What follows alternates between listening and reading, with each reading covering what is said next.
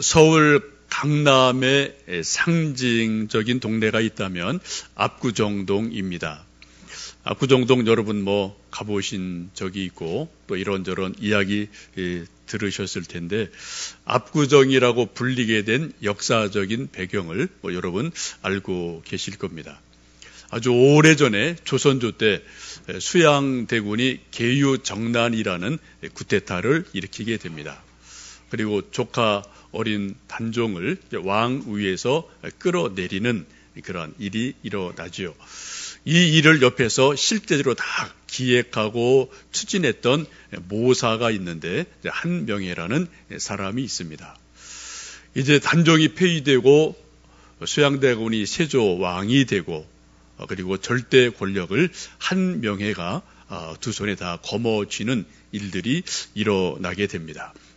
이런 과정에서 단종편에 서서 충성을 다했던 많은 사람들을 제거하는 작업이 일어나게 되는데 이러한 작업을 실제적으로 다 주도했던 사람이 한명회라는 사람이죠. 소위 그때 살생부라는 것을 만듭니다. 살려줄 사람, 우리 편, 또 저쪽에 있는 충신들 죽일 사람, 이런 살생부를 만들어서 이름을 다 기록하고 한 사람 한 사람 제거를 합니다. 그때 죽어간 사람들이 김종서, 황보인, 또 나중에는 사육신 이런 분들이 다 한 명의 이런 계획에 의해서 다 제거되고 죽는 일들이 일어나죠.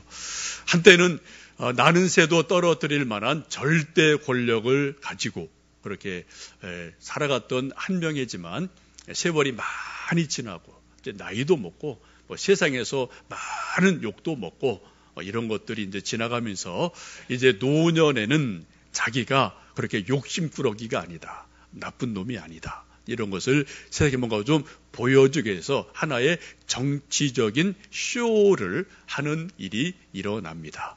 그것이 바로 압구정이라는 정자를 짓는 것입니다. 지금 압구정은 정자는 없어요. 아마 복원될 것으로 보여지는데 압구정 지하철 전철역에 가면은 옛날 모습을 이렇게 좀 본따서 하나 이렇게 그림을 그려 놓은 것이 있습니다. 압구정이라는 저런 정자이죠. 저 뜻은 세상을 잊고 갈매기를 벗삼아 산다라는 상당히 소박한 노인네, 욕심 없는 사람, 이런 것을 나타내는 그러한 정자이지요. 이것은 정치적인 쇼에 불과합니다. 어쨌든 그런 유래가 있어서 지금도 압구정이라는 동네가 지금도 있고 이런저런 역사를 또 스토리를 가지고 있는 지역입니다. 예나 지금이나 살생부 하면 상당히 으스스한 그러한 이름을 느낌을 주고 있죠. 옛날에도 실제 살생부가 있었고요. 지금도 어디선가 살생부를 만드는 사람들이 있고 또 그것을 활용하는 사람들이 여기저기 있지 않을까 싶습니다. 우리 모두는 각자 이름을 가지고 있습니다. 그리고 우리 모두의 이름은 어딘가 다 기록이 돼 있고 등록이 돼 있어요. 동사무소에 제 이름이 기록이 돼 있고 여러분 이름이 각 동사무소에 기록이 되어 있고요. 또 그리고 학교에 혹은 회사에 혹은 교회에 혹은 어떤 동호회에 각자 여러분의 이름이 여기저기 기록이 되어 있어서 이름이 기록된 데 가면 내가 어떤 권리가 있고 의무가 있고 이러한 삶을 살아갑니다. 내 이름이 기록된 곳이 내가 살아가는 그런 소속된 곳임을 알 수 있습니다. 요한계시록은 하나님께서 주신 성경 말씀이고 마지막 주신 성경 책입니다. 예수님의 사랑하는 제자 사도 요한이 patmos섬에 갇혀 있을 때 하나님께서 특별한 계시를 주셔서 앞으로 되어질 미래 일들을 사도 요한에게 계시로 보여주셨고 그것을 다 기록한 성경이 계시록입니다. 우리가 읽고 있는, 믿고 있는 성경은 66권이죠. 창세기부터 요한계시록까지 있는데 여러분 아시는 것처럼 창세기부터 이 계시록 앞에 있는 65권의 성경은 다 이미 역사적으로 이루어졌습니다. 시제로 보면은 과거 완료형이에요. 다 이미 이루어진 것이에요. 근데 오직 하나 앞으로 이루어질 미래적인 성경이 있다면 그것은 요한계시록 한 권만 있습니다. 여러분, 우리가 논리적으로 합리적으로 생각해 볼 때 앞에 있는 65권의 성경 말씀이 다 이루어졌다면, 다 사실이었다면 마지막 66권 이 성경책도 사실임에 틀림이 없어요. 앞에 있는 65권의 성경이 다 완료되었다면 이 나머지 한 권 성경책도 언젠가는 분명히 완성될 것임에 틀림이 없습니다. 이게 논리적인 거죠? 이게 합리적인 생각이죠? 여러분, 앞에 있는 창세기 말씀, 복음서의 말씀들을 여러분이 정말 믿으신다면 상징이 많고 이야기가 참 난해한 성경이지만 그러나 요한계시록도 분명히 언젠가는 이루어진다. 이 성경대로 된다라는 믿음을 가지시는 것이 온당 한 줄로 믿습니다. 오늘 함께 읽으셨던 요한계시록 20장은 요한계시록 22장까지 있는데 거의 끝부분에 해당되는 말씀입니다. 이 요한계시록 20장에서는 특별한 책을 우리에게 말씀합니다. 생명책이 있다라고 계시록은 분명히 말씀합니다.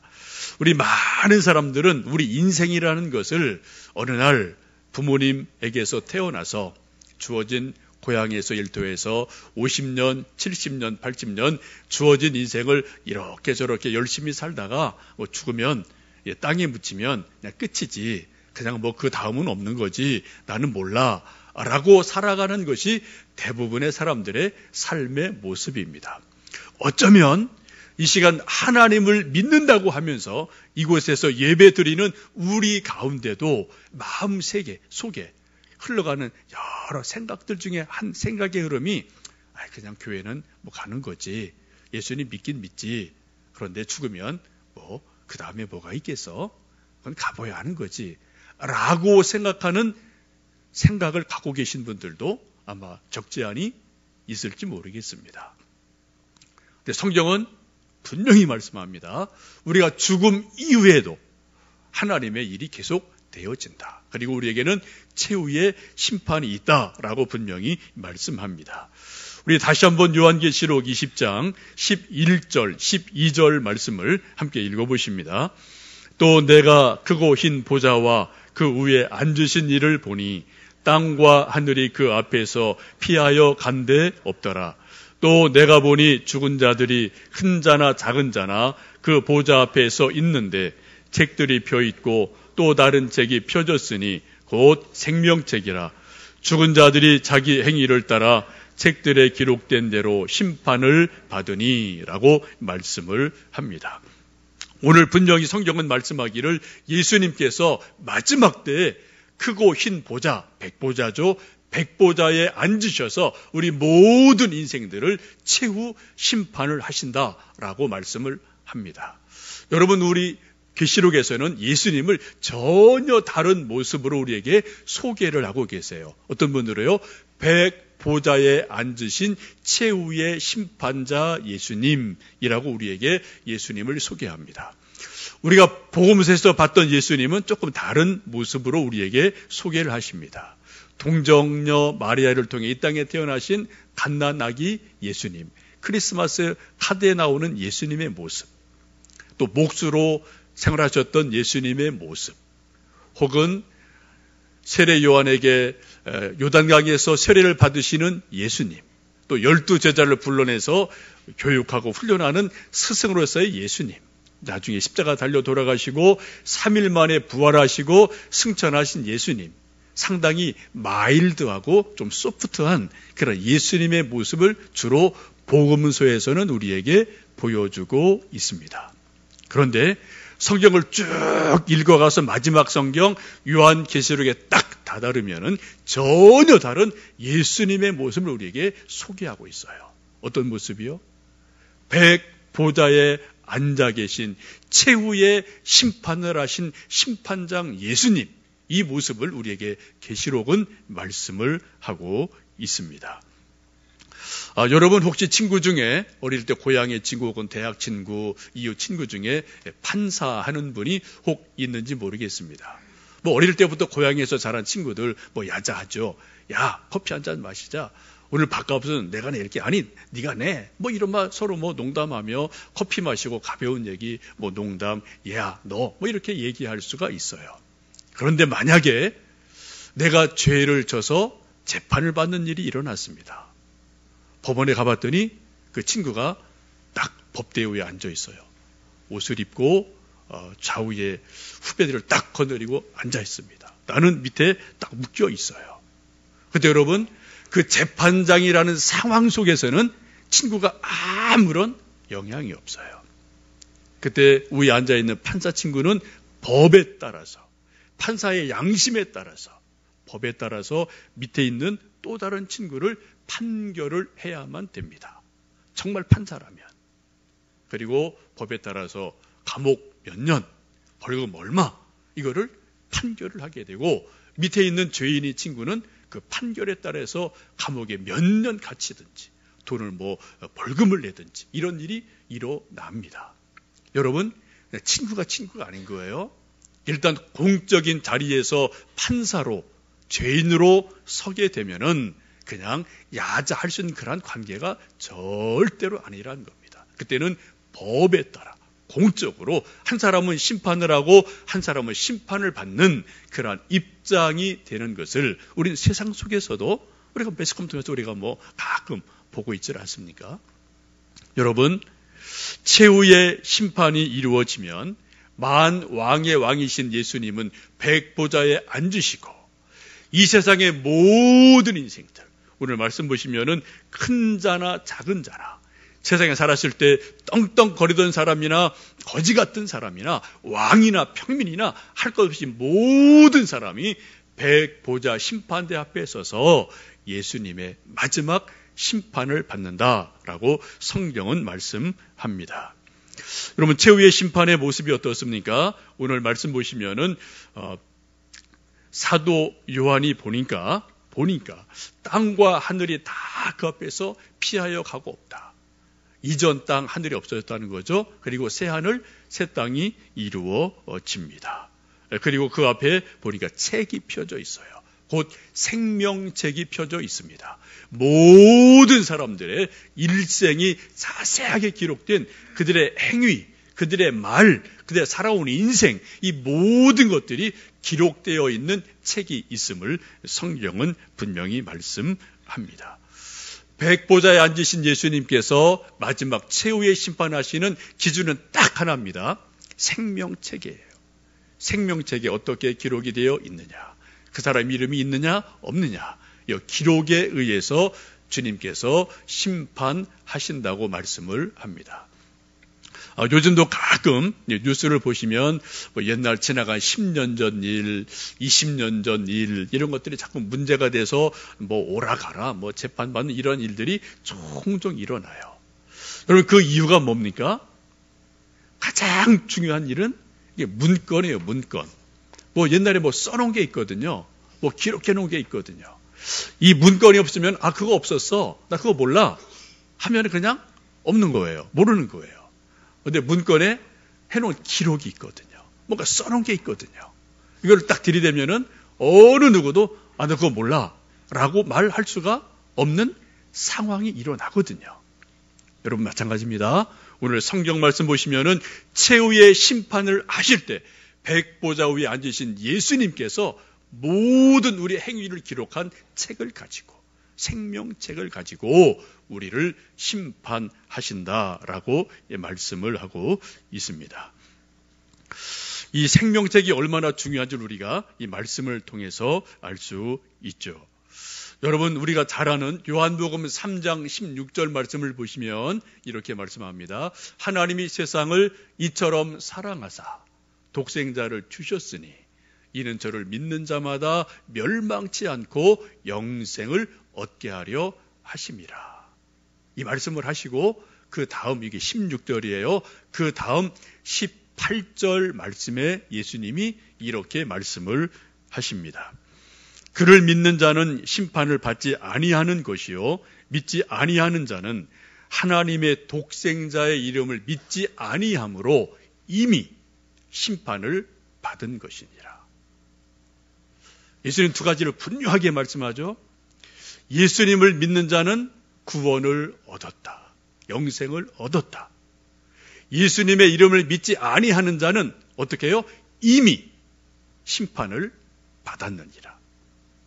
여러분, 재판장에서 판사가 피고를 향해서 당신은 징역 3년이요라고 땅땅땅 판결하는 것은 마지막 절차입니다. 실제는 그 앞에 뭐가 있었어요? 그 사람의 이런저런 죄들이 이미 있었어요. 결국은 이미 그 사람은 심판을 받은 것이에요. 단지 시간적으로 잠깐 유예되어 있을 뿐임에 불과합니다. 우리 최후의 심판이 그렇습니다. 최후의 심판장이신 예수님께서 복음서에서 말씀하시기를 하나님의 아들을, 독생자를 믿지 아니하는 자는 이미 심판을 받았느니라 라고 말씀을 하세요.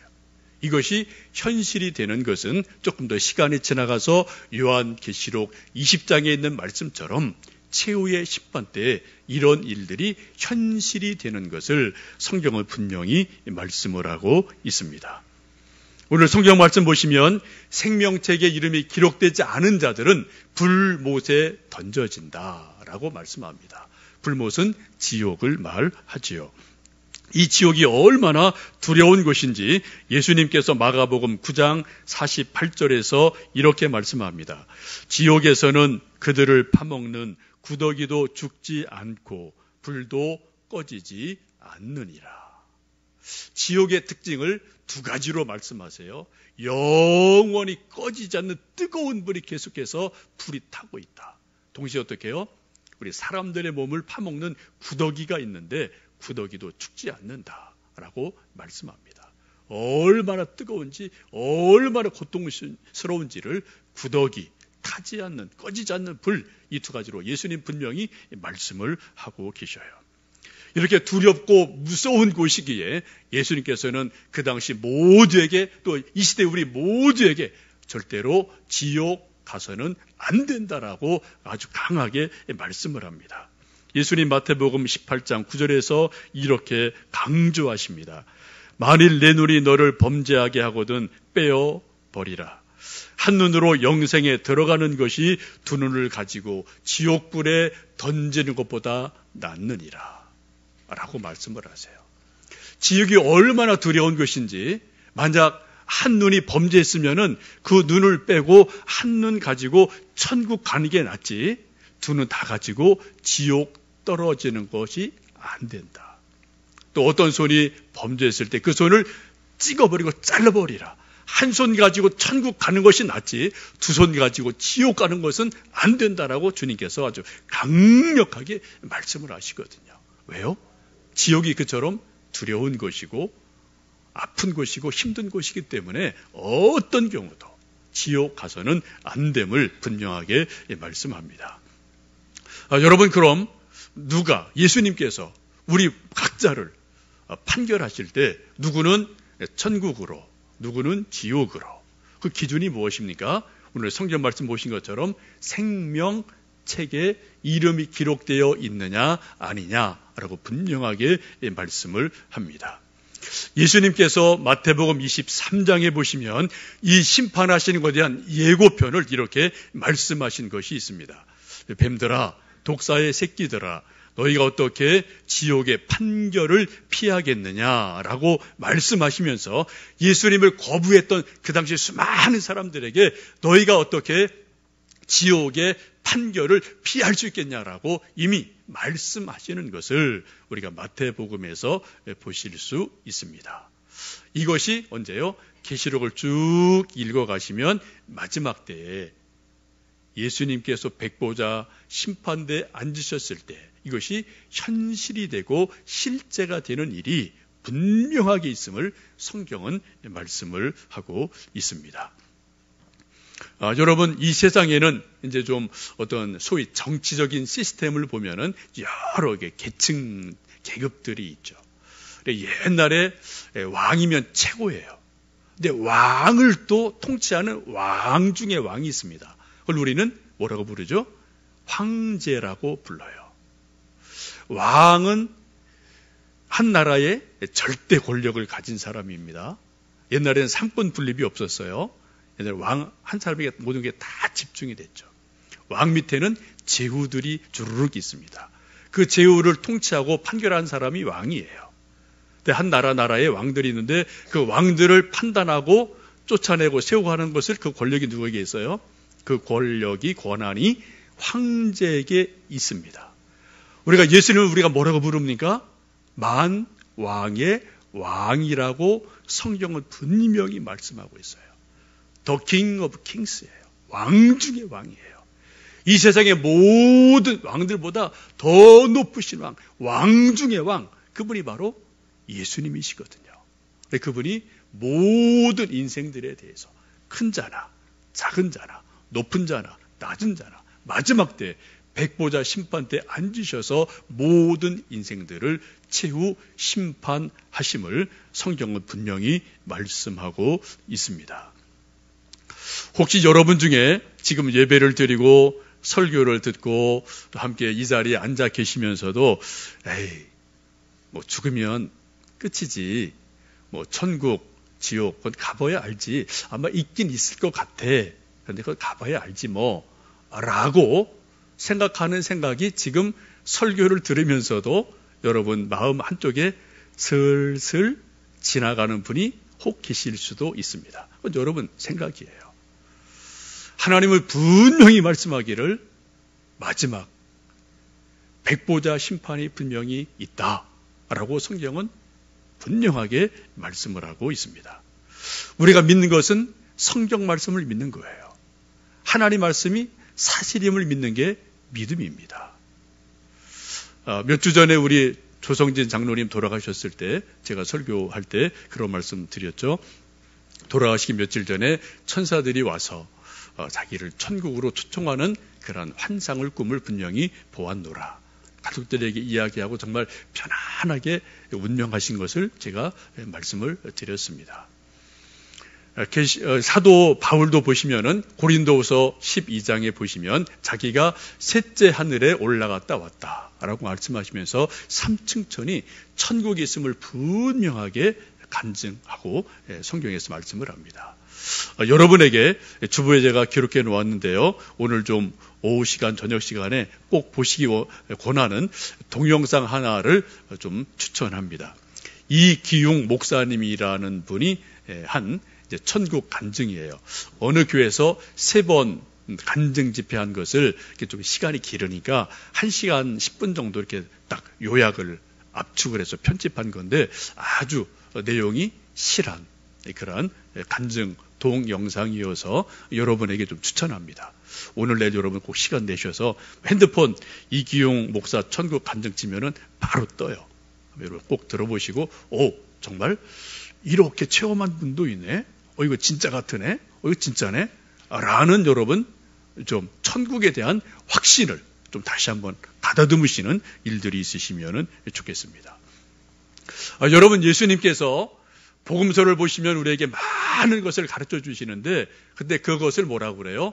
그냥 복음이다라고 하지 않으시고요. 천국 복음이라고 말씀을 하셨어요. 예수님이 가장 먼저 하신 말씀이 뭡니까? 회개하라 천국이 가까웠느니라 라고 말씀을 하시거든요. 예수님 분명히 천국이 있음을 말씀을 하고 계십니다. 그 천국의 아름다움과 거룩함을 요한계시록 22장에 보시면 우리말로 다 표현할 수가 없는데 간단히 말씀드리면 수정같이 맑은 생명수가 어린 양 보좌로부터 흘러내린다. 그리고 그 양쪽에는 많은 생명나무가 심어져 있다. 이 생명나무는 창세기 3장까지 등장을 했다가 사라집니다. 숨겨집니다. 그러다가 마지막 때 다시 등장을 하죠. 그리고 이 생명나무에 매달 각자 다른 열매들이 맺혀지고 우리가 그것을 먹고 즐거워할 수 있음을 성경은 말씀을 합니다. 그리고 천국에는 더 이상 슬픔도 없고 눈물도 없고 다툼도 없고 아픔도 없고 거기에는 이런 등이 필요 없어요. 해가 필요 없습니다. 전기가 필요 없습니다. 왜요? 빛 자체이신 하나님이 계시기에 그곳에는 이런 등과 해도 필요 없는 밝은 곳임을 성경은 말씀을 하고 있습니다. 이 아름다운 천국에 들어갈 수 있는 유일한 조건은 예수님을 하나님의 아들로 믿는 것, 나를 위해 십자가 달려 돌아가셨던 그 예수님을 분명히 믿는 믿음 하나면은 모든 사람 누구든지 이 천국 백성이 되는 것을 성경은 말씀하고 있습니다. 여러분, 제 인생에서 저도 이제 수십 년 인생을 살아오면서 뭐 이런저런 일이 뭐 여러분도 있고 저도 있죠. 가장 추웠던 겨울을 지금도 제가 기억을 합니다. 제가 대학 시험 볼 때는 아주 오래 전이어서 그때 이제 대학 시험 치르고 합격자 발표를 이제 그 대학에 가야지 큰 벽보에다가 그 대학별로 이렇게 이름을 쭉 써놓으면 그거 보고 이제 확인하는 거죠. 요즘은 뭐 다 전화로 뭐 인터넷으로 다 검색이 되지만 옛날은 뭐 그런 시대가 아니었지 않습니까? 저도 대학 시험 보고 추운 겨울 1월 달 그 대학에 이제 시내버스를 타고 한참 가서 들어갔어요. 제가 지원했던 그 대학과를 쭉 이름을 보니까 아무리 봐도 제 이름이 없더라고요. 2번, 3번. 누를 씻고 봐도 제 이름 석자가 없는 거예요. 제가 아는 친구들 누구누구 뭐 여기저기 있고 그러는데요. 정말 낙심이 되더라고요. 정말 눈물이 나고, 이제 인생 끝나는가 보다. 또 그런 절망감, 그런 낙심이 제 마음에 쫙 몰려왔습니다. 그때 눈이 좀 깨왔었어요. 어때 제가 집을 가는데 버스를 탈 염치가 없더라고요. 또 빨리 집에 가봤자 뭐 하겠어요. 부모님이 기다리고 계시는데 할 말이 없잖아요. 2시간, 3시간을 하여튼 여기저기 빙글 돌고 돌아서 좀 늦지막하게 추운 거리를 걷고 집에 갔던 추억을 지금도 기억을 합니다. 그 겨울이 제 인생에서 가장 추웠던 겨울로 저는 지금도 기억이 돼요. 여러분, 대학 입학 시험에 내 이름이 없어서 낙방되는 것도 사람이 실망을 하거든요. 아이고, 이제 끝났구나. 이제 끝이구나. 그런 절망이 찾아오거든요. 그러나 여러분, 요즘은 세상이 많이 바뀌었습니다. 재수는 필수예요. 삼수는 선택입니다. 요즘은 장수까지 하거든요. 5년, 6년, 10년 장수한 사람도 많아요. 기회가 아주 많아졌고요. 그렇게 연애까지 뭐 그렇게 심각하게 생각을 덜하는 경향이 있는데, 뭐 사실 그렇습니다. 뭐 재수 삼수한다고 뭐 인생이 끝인가요? 아니요. 인생은 길더라고요. 저도 재수해서 지금 여기까지 와 있거든요. 여러분, 대학 입학 시험은 어디 회사 취업 시험은 떨어졌다 다시 더 좋은 데 갈 수도 있어요. 그래서 소망이 분명히 그런 기회가 있습니다. 그러나 오늘 성경이 말씀하는 최후의 심판은 말 그대로 최후의 심판이에요. 항소할 수가 없습니다. 재심 청구할 수가 없어요. 고등법원, 대법원이 절대로 없어요. 마지막 백보자에 앉으신 예수님께서 생명책을 놓으시고 그 생명책에 따라서 한번 판결하시면 그것은 말 그대로 최후의 심판이 됩니다. 그리고 영원으로 들어가는 일들이 일어나게 됩니다.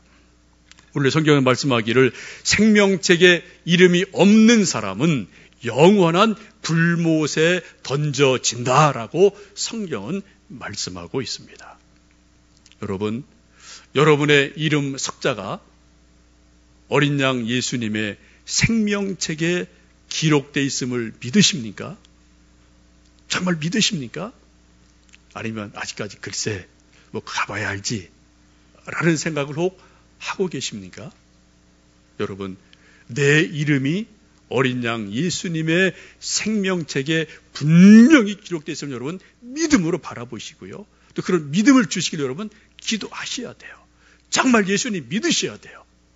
성경이 말씀하신 대로 예수님을 하나님의 아들로 내 죄를 십자가 달려 다 담당하신 예수님으로, 부활의 예수님으로, 재림하실 예수님으로, 마지막 심판하실 예수님으로 우리가 분명히 믿을 때 내 이름이 생명책에 기록되면 분명합니다. 그게 믿음이거든요.